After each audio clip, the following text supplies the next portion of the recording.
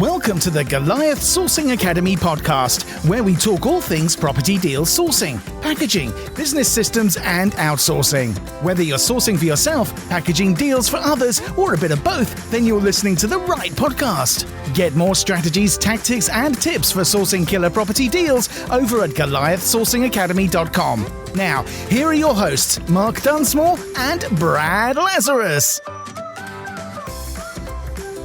Hello everyone and welcome to the Goliath Sourcing Academy podcast. This is session 18 and my name is Brad Lazarus and I am here with Mark Dunsmore. How are you, Mark? I'm very well, Brad. How are you? I'm very well, thank you. You were going to ask and I interrupted you, didn't I?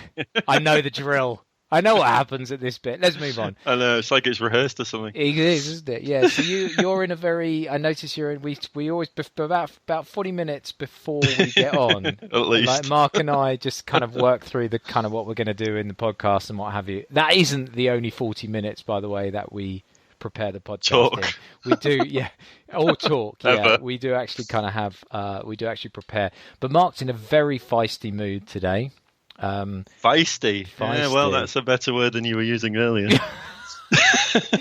But I don't want to have an X rating on the podcast. We want, definitely not. Yeah, we Definitely not. know a lot of people listen to this in their cars with their kids in the back. Yes, so we know we are being subjected to children. I wouldn't want to tell people what I really thought of you today, so it's not. No, and I would tell everyone, but I don't listen to you half the time, so I probably missed it.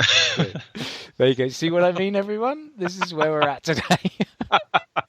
So we hope you enjoyed the show, everyone. Yeah. We're all happy sourcing. I think it is. It's at the end of day 2, and as you know, well, if you haven't been paying attention, you should have done, listeners, that we're right in the middle of our kind of launch of the Insiders Circle, which is our new membership program for property deal sourcers, which is going really well. So we're very excited about where things are at with the Insider Circle. So I think that's almost kind of contributing to our cockiness.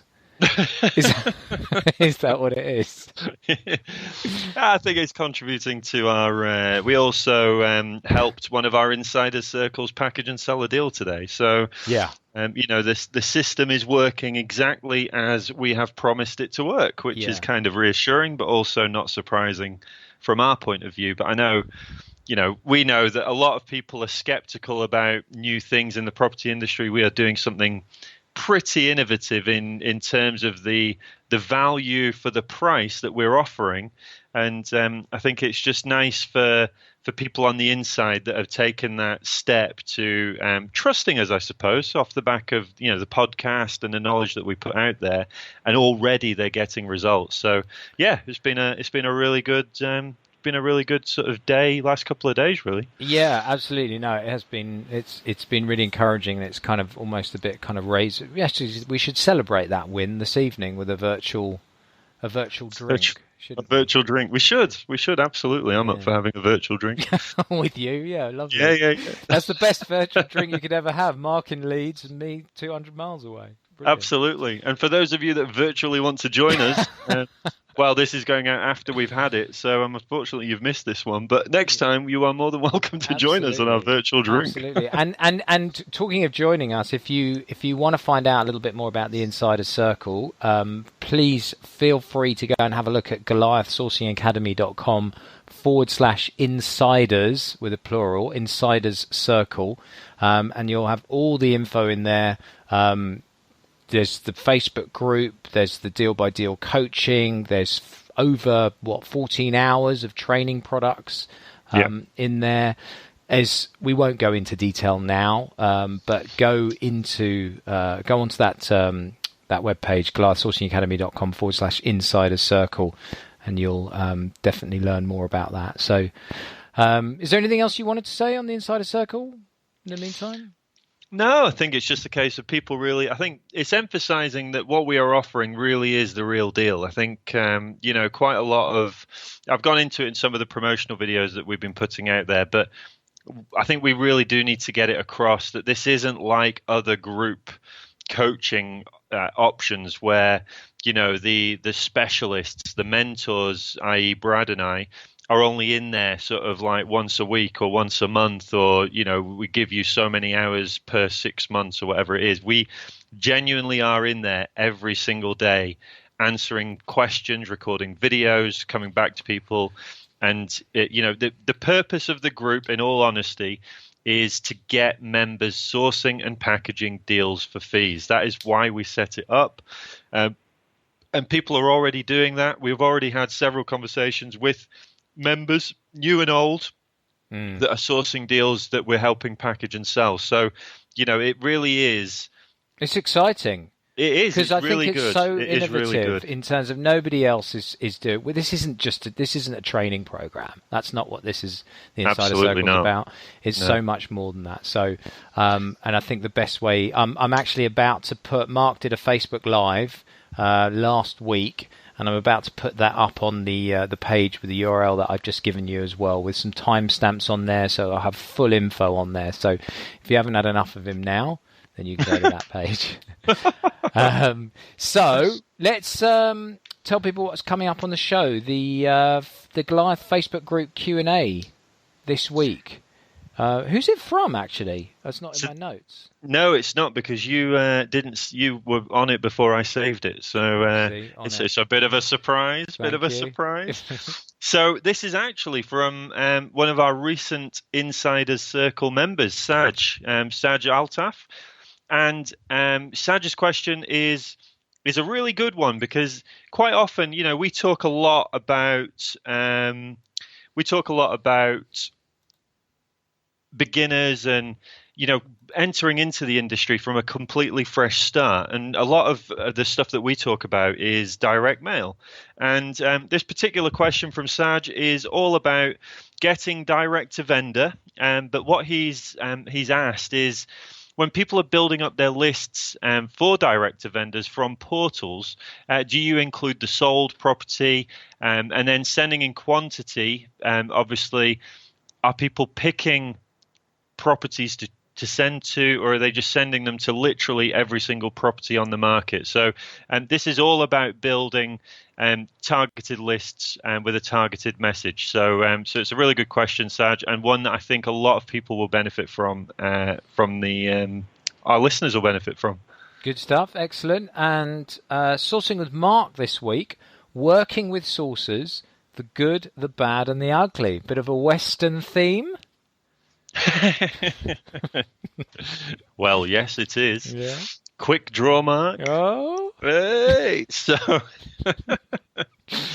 but yeah, this has definitely been spurred by another thing that we've posted on recently, which, if you're a member of the Facebook group, you'll have seen me comment on, about a deal that was posted in one of the deal threads on a popular property community, and it was wrong in so many ways that I felt compelled to record a video on it and do a full analysis. So what it also made me think, really, is investors are out there buying deals off sources every day, and a lot of them are at risk of being stung.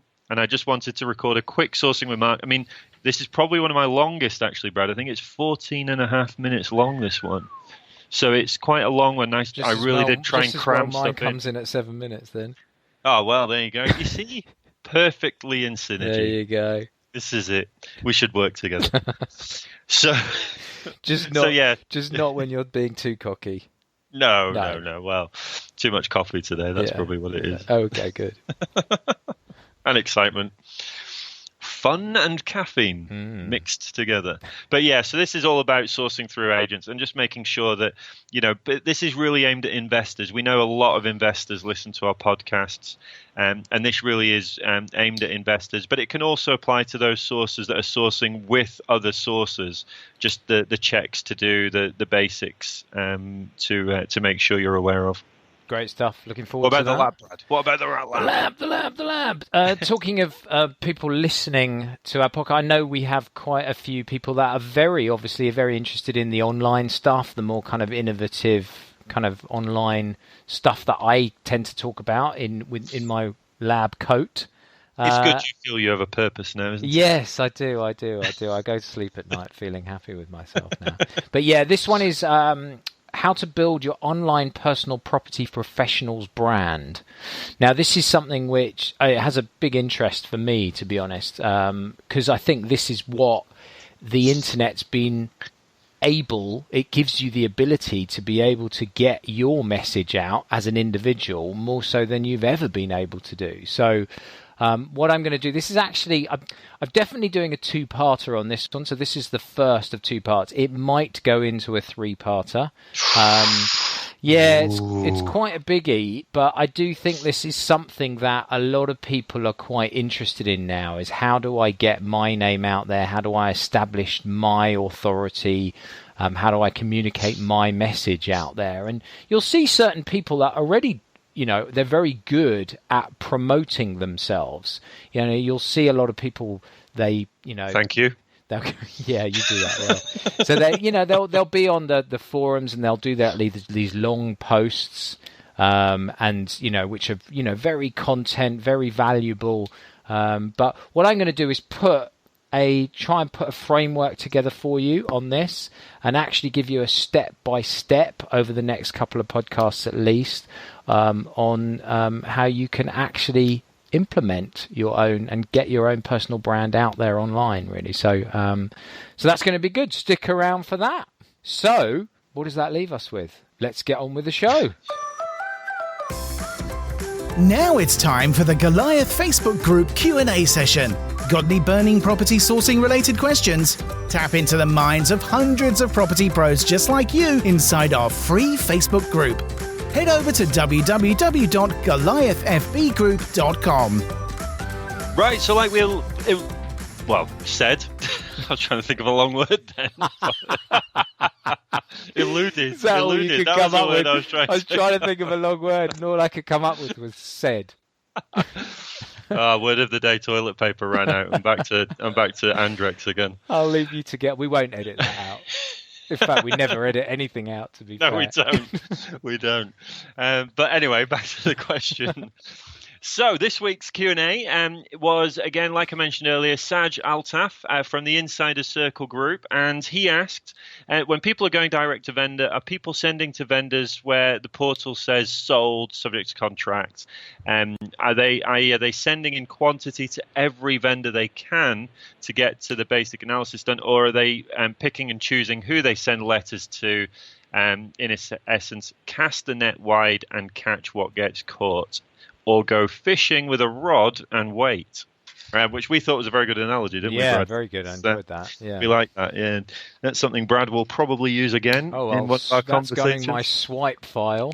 Yeah. Brad is the analogy king.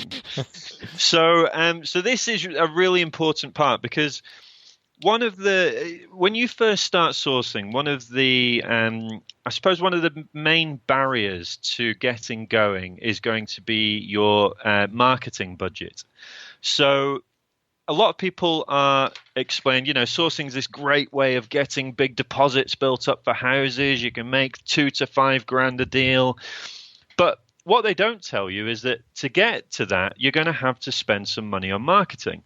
Now, if you simply sent letters out to every single property on the market in your area, or you bought 50,000 leaflets or whatever it is, the reality is you want to know that the marketing spend that you have is going to give you the best chance of results. And ultimately, results are the phone ringing with a vendor, a landlord on the other side of the phone asking about what you do, how you can help them, how can you solve their problems. So with this particular question, with Saj's question, the main thing with direct mail and portal scraping, which is the term that we use for it, we want to be targeting properties that are specifically related to what we are looking to achieve. So part of your sourcing setup, part of what you should do when you start sourcing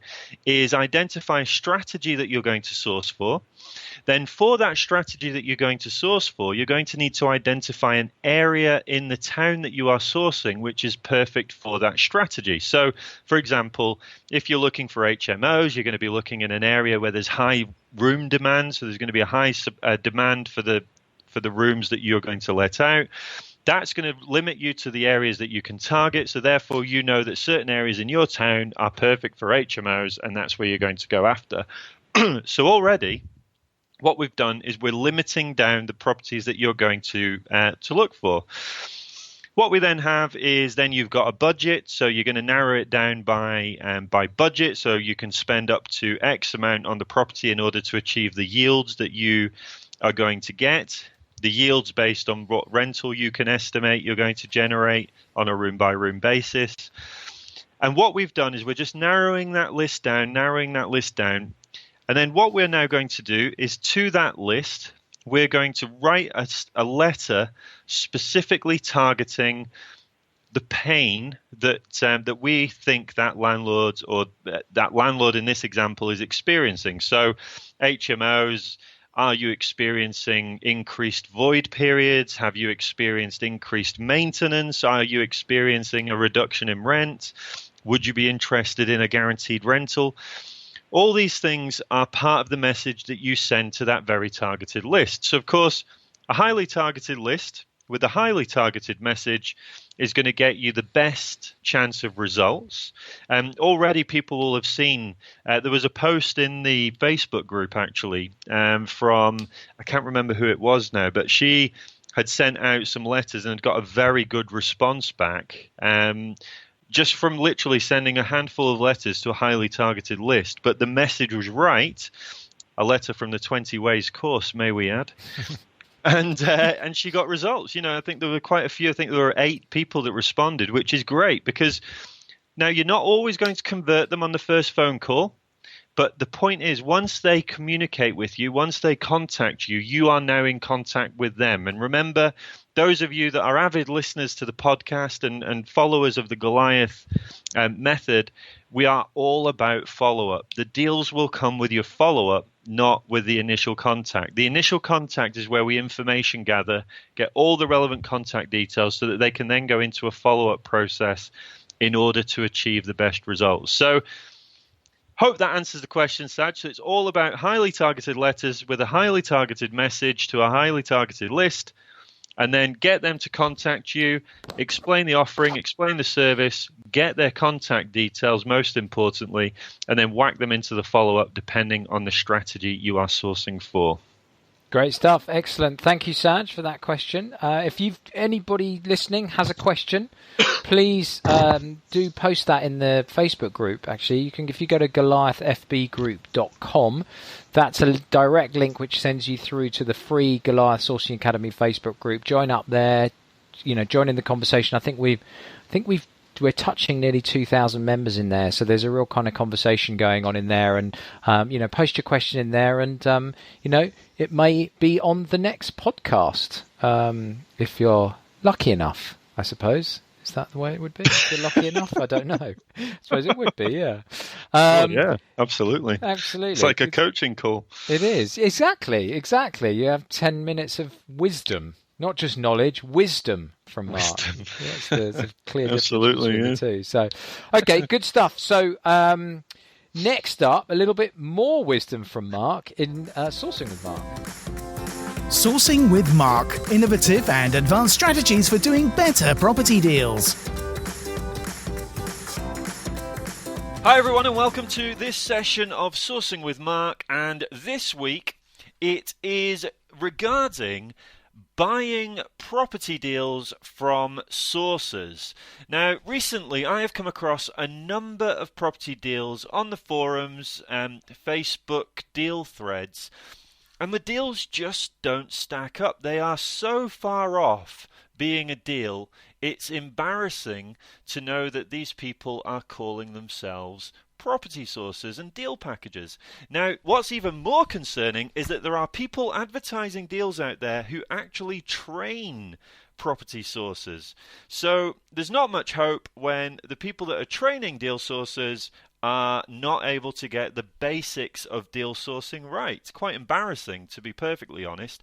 So what I wanted to do in this week's Sourcing with Mark is run into how to work with a deal sourcer. So we're going to go into the basic information of what you need to check as an investor before you buy any deals, so things such as market values, etc. Then what we're also going to do is go into the sorts of questions you need to be asking the property sourcer, deal packager, whatever they want to call themselves, in order to make sure that they are legally able to package and sell that deal. Because actually there are some requirements of a deal sourcer before they can package and sell deals for a fee, and that's not a minimum amount. There is the only deal, if they only ever package one deal, they still have to be registered with all the things I'm going to go into later on in this segment. But before we do that, what I want to do is just quickly run through some of the main mistakes that I have found when I've been looking through the deal threads, so that you can look for these as well. Then what I'm going to do is run through what you need to do to check both the deal and also the deal sourcer, and then obviously I'll let you know what the content upgrade is this week, which is a triple whammy. So you'll get a triple whammy content upgrade, because I really do feel passionate about this. There are sources out there giving us ethical, good deal sources a bad name, and we just need to make sure that we're doing all the checks that we can do first before really wasting time on deals that aren't deals. So first of all, the biggest mistakes I've encountered: incorrect market appraisals. Now, a deal recently that I saw from a reputable, I use that term lightly, inverted commas, whatever it is, I'm doing the fingers in the air as we speak. This deal was advertised at 15% over. So the offer that had been agreed with the seller was 15% over actual market value. Over market value. So he's trying to package a deal up that is over the actual market value of the property. I know I've repeated that 3 times, but you can imagine my disgust when I saw this in a forum. Absolutely terrible. The other thing is rental valuations. I have seen so many rental valuations over-egging what they think they're going to achieve, and they're just nowhere near. They're just so close. And of course, rental valuations, if you don't know how to work these out for yourself, you can end up buying a deal that looks good on the surface, looks great on the numbers that you've had presented to you.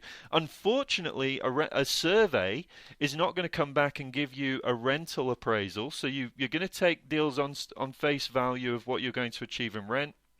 Suddenly, you try and rent that property out, an agent comes along and tells you there's no way you're ever going to achieve that, you're going to achieve closer to this, your gross yields are all off, and you've just suddenly found yourself with a dud property. So rental valuations, really, really important element of deal sourcing. And the other thing is local knowledge. Now, there are a number of sources, ourselves included, who source properties all over the UK. So we cover the whole of the UK, but one of the most important parts of the process that we need to make sure we get absolutely spot on is, of course, our area research. So we need to know the areas of a town, a city, where they're good rentals, bad rentals, the demographics. So is it white-collar workers, blue-collar workers? Is it LHA? Is it a good multi-let area? All these areas of research are essential to assessing a good deal or not. So there's a website called streetcheck.co.uk, and you can go on there and just have a look and see what the home ownership status is of the postcode area, the employment status, all this sort of thing that's really important to gauge an area for the type of property that you're going to buy. So these are really, really important things. And of course, the other thing when you're buying a deal from a deal sourcer is, has that deal actually been secured? Has that been secured with the right paperwork? So whether it's a lease option, whether it's an outright purchase, has that sourcer got the right paperwork in place in order to avoid you getting gazumped or the seller pulling out the last minute or terms changing last minute? these are all really important things to bear in mind. Now, the list goes on, but I've only got 10 minutes in this episode of Sourcing with Mark. We're already 6 minutes in, so I'm just going to whiz through the rest. But obviously, get into the Facebook group if you've got more questions. We're always happy to advise investors and help you make sure you don't get stung. So, really important things to consider when you're sourcing deals through property sources. Do your own due diligence. An investor that doesn't carry out their own due diligence on deals is really crazy. You're putting your, even ourselves as reputable sources, we would always recommend that you do your own due diligence just to double check and make sure you're comfortable with the numbers that we have presented to you. So really important to do your own due diligence. So I'm going to help you with that.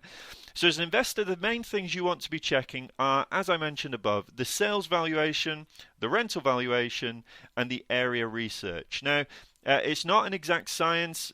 What we're going to do is give you the basics. So the content upgrade, sorry I'm speaking really fast this time, but I know we're running out of time. So content upgrade, this session is a video on how to do a sales valuation and a video on how to do a rental valuation or appraisal. So a sales appraisal and a rental appraisal. So those are two of the three. I'll come on to the third content upgrade in a bit. Now, the other thing is you've got to make sure property sources have got to comply with certain legislation. We are considered estate agents, so we're in the same boat as estate agents.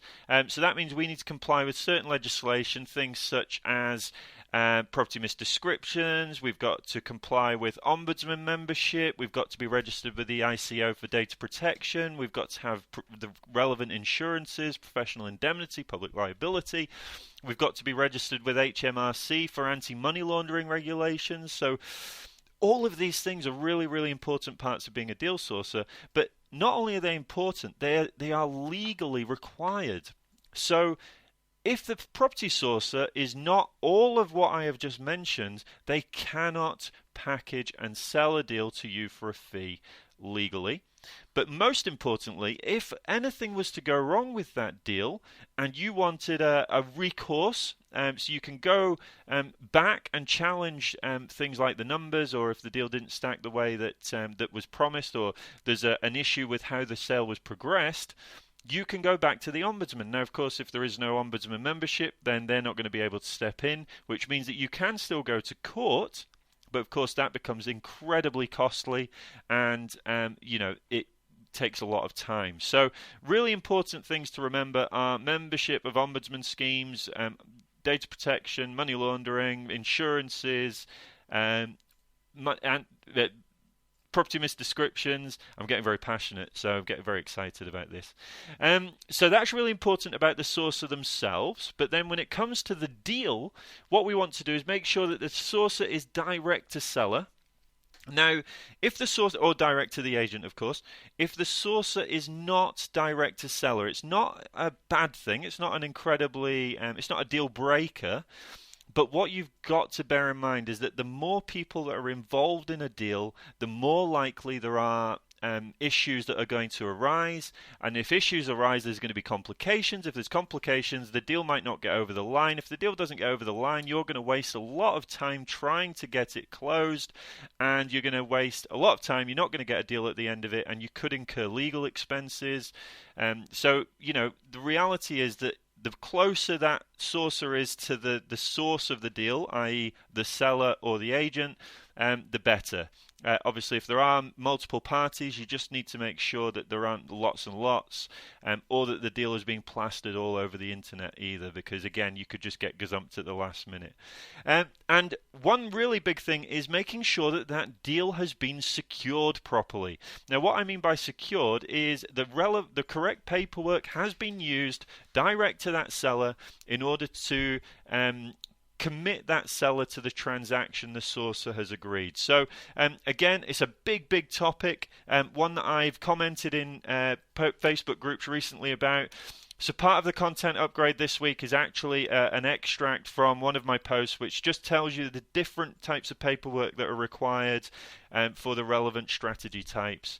Just gives you a heads up again to know what sort of paperwork to to expect. So the last thing I want to go into, which is a topic that I've come across a couple of times, is actually sources can charge what would seem very high fees. So, our average fee is between £3,500 and £4,500. But what we do for that is we merit that, we justify that in the work that we put into each deal. So sourcing fees, if the sourcer is progressing your deal from start to finish, they're involved with chasing solicitors, they're involved with getting surveys done, they're involved with the process for getting planning sorted for change of use for HMOs. All of these things that the property sourcer does in order to get the deal from start to finish is what justifies their fee. Now, there are sourcers out there who simply pass a lead on to you. Now, if a sourcer passes a lead on to you and you then do all the legwork, you do all the negotiating, you do all the conversations between all the progression, all of that, then as far as I'm concerned, that's not a package deal. That is an introduction, and the fee should be should relate to what level of involvement there is. So an introduction or a finder's fee, in effect, that would be low. That might be £1,000. It might be £500. But for a sourcer that fully packages and sells that deal and progresses it right through to completion, the same as you should as a property sourcing business, then they justify the full fee, and you will see why, because there's a lot of things that can go wrong. And a property source's job is to make that experience as pleasant for you as the investor as possible, while we're there being the duck's legs underwater, frantically getting everything sorted so that you can get that deal over the line. So I've gone over my 10 minutes. I'm actually at 12 and a half now, so I am sorry for dragging this on, but something I really feel passionate about. There's a lot to consider when buying the deals from property sources. So just remember all the key points that I've gone through today. The content upgrades are going to be the sales appraisal and the rental appraisal and the paperwork needed for different deal types.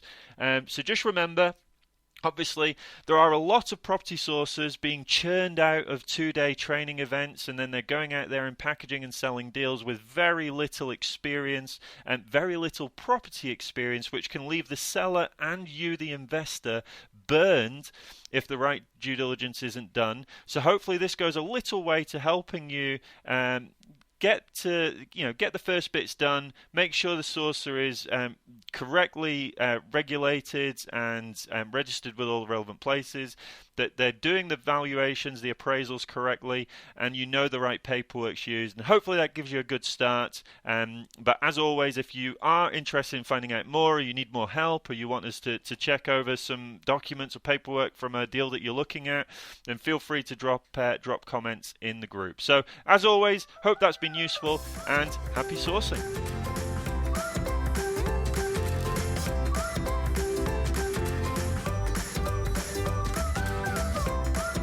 Now, thanks, Mark. Great stuff, as ever. Really interesting. Now, we often have conversations about the kind of dodgy deals, if you like, that you're seeing on some of the groups and the forums that are out there. We do. You did a teardown, didn't you? You mentioned it at the beginning of the show. Well, I call it a teardown, which is basically like a 25-minute... A rip apart. Yeah, a rip apart, and like a 25-minute step. Well, there was the deal. We posted the deal in the Insider Circle, didn't we? And then there was got real kind of high engagement from all the members there, who kind of went, and you asked the question, what's wrong with this deal, essentially? Yeah, I literally put nothing other than, tell me what's wrong with this. Yeah, and it sparked a lot of interaction. I think what was interesting about that is the fact that when we talked about the response to that post, I think a lot of people immediately spotted the obvious holes, and there was obviously some holes there which you could see, but actually, what was interesting having the longer conversation with you about it was there was actually some deeper problems there, which you ended up actually highlighting in your 25-minute teardown video, didn't you? Yeah, I mean, I suppose the big reason, I mean, we talk about these deals all the time because it really frustrates me. Yeah, that I can tell. Yeah, I do get annoyed, and I think that the reason I get annoyed is that deal sourcing and packaging is difficult as it is. When you think of the variety of properties that you deal with on a daily basis, the variety of vendor types, landlords, there are a lot of difficult things that you have to encounter on a regular basis while you're sourcing and packaging. So when someone has recognized, I will use the word as recognized, careful, in the circles, is posting deals where the basic due diligence is incorrect. It was very basic. Well, and that was the worrying part. Yeah. And that's, it frustrates me. At the moment, we are currently dealing with a number of overseas investors. So we have a number of overseas investors, Switzerland, the Netherlands, even in the Far East, Dubai. And they are trusting us to source and package deals that are good deals for them. And, if an investor, a lot of these investors are cash buyers. So, of course, they've got a cash pot that they're going to invest. And now what that does mean is that a cash buyer doesn't get surveys done unless, of course, they know to instruct a survey or the sourcer tells them to get a survey. And they could end up buying a property over market value based on the trust that they should have with the property sourcer. And if an investor had bought this particular deal that we broke down in the group, they would have already been 15% over actual market value when they bought it. 15% in an area that hasn't risen. Not even market value. Not even actual market value. Over market value. Yeah. And that, to me, is... Well, it gives the industry a bad name. It brings the whole industry down. Yeah, absolutely. And the thing is that it's if this person's teaching sourcing and they can't get the basics of actual market valuations correct, then what hope do people have that are being taught in that manner? That's what frustrates me, because what will happen is if a cash buyer isn't found, you're going to get an investor that needs a mortgage. The mortgage company are going to instruct a surveyor to come around and give at the very least a mortgage valuation. The mortgage valuation is going to be carried out on recent sold comparables in the local area and comparable properties. That's going to come back as 15% below the agreed market value, which the agreed market value was already stated to be 20% below the market value. So the point is that this price, the original market value that was quoted, was over 35% above actual market value by our calculations. Yeah. Now I no think surveyor I is going to come out think and you do need that. a little sit down. I can feel myself. I can feel it. Yeah, I can feel like when Mark gets like this, all the emojis coming through on Messenger get more and more angry. so all right, let's simmer things down a bit. And I hear it, and I totally agree with everything. I think everybody would agree. Everybody that is sourcing, ethically and doing it right and doing their analysis right would absolutely agree, I think, wouldn't they? Yeah, I mean, this is why this is where, when we explain to our students and our members about, if you find a genuinely good deal, you will never struggle to package and sell that deal up. Because there is an abundance of investors out there that are ready to move on real deals. And the reality is that there's no reason to over-egg numbers unless you're trying to give the seller what they've asked for. And that isn't the way that we should ask. We should work all the time. We need to base things on real numbers. The real numbers will get you real deals, and the real deals will be packaged and sold very, very quickly. And it's as simple as that. Well said. Should we... Done. Yeah. Should we get on with the show? Next up, it's what's the calm in the serene lab this week? Exactly. Let's just cool things down a bit with In the Lab with Brad. In the Lab with Brad. Marketing, systems, and outsourcing hacks for property pros. Hello and welcome to In the Lab with Brad. This episode, how to build your online personal property professionals brand. Now this is the first of what is likely to be a 2-part, possibly a 3-part, on how to build your personal property professional brand. So why this topic and why now? Well, the whole area of personal branding is something that has always really interested me. Recent events that I've been following in property circles have highlighted the power of what a personal brand can do for your success, and it sparked my motivation to cover the topic in this podcast. Now, the recent event that I'm referring to is the property developer Nicole Bremner raising £1 million for a development opportunity in Hoxton in London. Now, raising £1 million from investors is not that unusual, but the way that she did it, I think, broke some new ground. The opportunity was listed on a crowdfunding website, and that £1 million was raised in what I think was actually under 24 hours, and that £1 million came from 28 investors, the crowd. Now, how did she do it? Well, she had built a very strong personal brand. She had built her reputation and what I call know, like and trust in an audience of people who were looking to invest their money in a high returning property deal opportunity. So when the time came and she presented the opportunity to them, they jumped at the chance to invest. Now, I think it's important to understand that they were not just investing in the deal, but they were investing their trust in her. Many of these investors may have never even met her, but she had built her personal brand to the extent that they trusted her enough to hand over their hard-earned cash. Now, it used to be that in order to build a personal brand like this, you would have needed to spend big money on like a PR agent maybe, and go and get onto the speaking circuit, that type of thing. Now that it's become so much easier to get your message out online, anyone can build a personal brand. But why bother building a personal brand? Well, we increasingly live in what is really called a peer-to-peer world. People want to deal with people rather than companies. Now, there's no better way to gain a competitive advantage or get industry recognition and enhance your credibility within your niche than building a personal brand. Now, there is no other industry I've ever worked in or that I know of that is more peer-to-peer than property.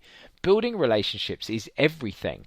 Now, the explosive growth of property networking events and the massively high engagement levels in Facebook group really demonstrates this.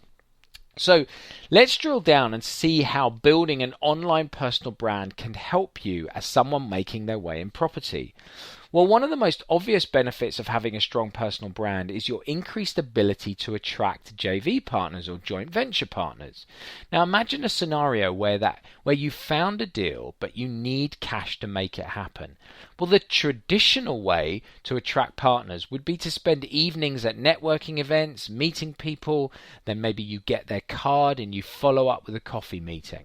Now, let's jump ahead to that actual coffee meeting. Think about what is actually going on in a situation like that. Yes, you're getting to know each other on that meeting and see if there's some sort of rapport there, but the bottom line is that the investor is trying to suss out whether you have enough experience and you know your onions enough to trust you with his money. There's a lot to achieve in an hour's coffee meeting. What happens if they do all the talking? You may only have 20 minutes to communicate your experience, knowledge, and understanding if that's the case. Now, I'm not saying that you shouldn't go to networking events or meet people for coffee. Far from it, in fact. What I am saying is that by building a personal brand, you can leverage yourself. You can get your message out to a lot more people online than you can offline. Now, imagine you had a really solid personal online presence. I don't just mean having a Facebook profile or a LinkedIn profile. I mean that you had some solid content online that you created and that clearly demonstrated that you were an expert authority in your field. Now let's go back to that networking event scenario that I've just mentioned. Let's say you meet an investor, you chat, you give them your business card. On your card, you have your website address and you tell them to go and check out your website where they'll find a detailed case study about a project you worked on where the investor received a 25% return on investment. When you now meet for that coffee, they will have read that case study. So before you've even sat down and uttered a word to each other, you've already built some authority in their eyes within your niche. In other words, due to your strong online brand presence, you're way better positioned than you would have been without it. So let me just take one more example, as I really want to get you to understand how powerful an online personal brand can be for you. So let's say that you're looking to source a deal and you're sending direct mail letters. On the letter, it's likely that you'll sign off with your name, or at least you should sign off with your name on that letter. Now, it's highly likely that anyone who responds to that letter is going to Google your name. What do you want them to find? Well, what you don't want them to find are pictures of you at ritzy nightclub downing tequilas. That sounds obvious, but you'll be surprised the number of people that I speak with who just don't know what comes up when they Google their name. What you do want them to find is top-notch content showcasing your expertise and experience in helping homeowners sell their property. Now imagine a scenario where that homeowner receives 3 letters, all with offers of help to sell their home. They Google each of the senders' names. The search results for the first 2 return nothing that gives them any reason to believe that those sources could help them. Whereas your search results fill them with the confidence they need that compels them to pick up the phone and call you. That's the power of a personal online brand at work. Now, I know I've spent this episode just outlining the case for building your personal online brand, but I felt it was important to clearly show you how the landscape has changed and the opportunity that exists for those who want to take action on this personal branding strategy. So in the next episode, that's episode number 19, I'll be taking you through some of the steps that you can go through that will show you how you can actually build your personal online property professionals brand.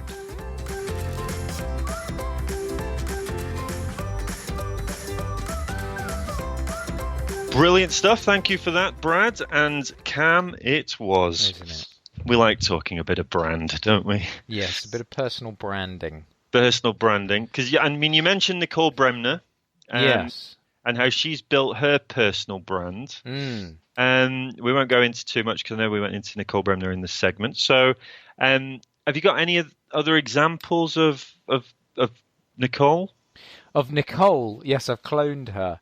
No, I tell you what's interesting about this whole personal branding thing. I mentioned it at the top of the show. I mean, you see people attempting, or not even necessarily knowing that they're doing it to a certain extent, but they're going through an online personal branding exercise when they're doing long posts on, like you, for example, on. I know on a couple of the Facebook groups, you've done some really long posts. You see other people doing some really long posts, or maybe providing, curating other people's content, so they can be seen as a good kind of place. People are seen as somebody that has great content to share. So there's a lot of that kind of stuff going on. But you know what? I'll give you a clue as to other examples of people doing personal branding, and his first name starts with an M and his second name starts with a D, and he's in partnership with another guy whose first name starts with a B and second name starts with an L. And in actual fact, everybody, you're listening to us. We're in the process. Oh, thank God you cleared that up. No. I was lost. It was tricky. Just like racking my brains. I was searching through Facebook then, trying to see who I was connected with. MD and BL. No, you're essentially listening to us branding ourselves. Yes, we're branding. I'm branding myself as Brad Lazarus. What I'm doing within the lab with Brad is positioning me as systems outsourcing online marketing guy. Sourcing with Mark is about Mark positioning himself as the ultimate property deal sourcer, an educator in that field. We're going through a process of Goliath Sourcing Academy and Goliath Property Solutions branding. This is what this podcast is. It is a branding exercise, essentially. We are putting content high value content which helps people, moves them along a path further towards their goal, helps them solve problems. That's what we're doing, and that's really what personal branding is really all about ultimately. So we are the manifestation of personal online brand building. And I have to say, podcasting is, and I'll touch on this in the next episode, part two, and maybe even some part 3, but podcasting is brilliant. Podcasting is, I mean, we've seen what we were able to do, the positioning that we managed to achieve for ourselves and for Goliath. We've only had this podcast since May of last year.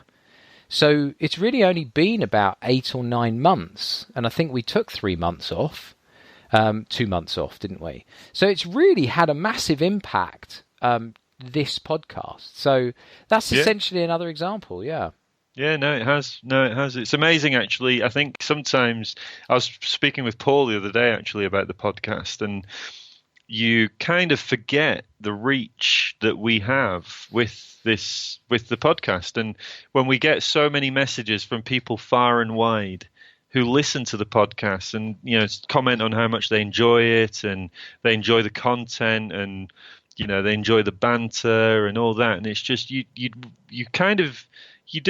underestimate just how far reaching it goes.